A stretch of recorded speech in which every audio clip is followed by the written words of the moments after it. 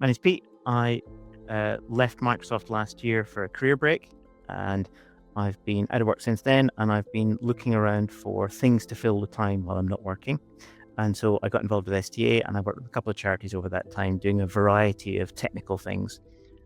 It's a very different environment to work in a corporate environment, in that charities are obviously much smaller and much less technically focused, but it's been quite refreshing to get a chance to go and do that.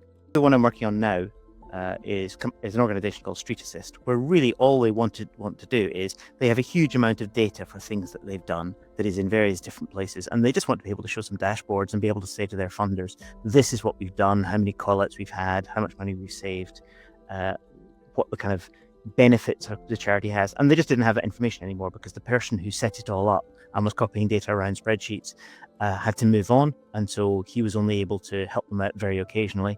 And we've ended up in a position where they just don't have up-to-date data, so they can't show their funders that they're still doing things. And so it's not been very hard getting all that data into the right place, but it's been very valuable to them because it's a thing that they don't have the expertise to do, because obviously that's not their skill set. And yet it's very important to them because they need to keep saying to the funders, yes, we're still out there, we're still doing our job as a charity. It's nice to talk to people who are very grateful all the time.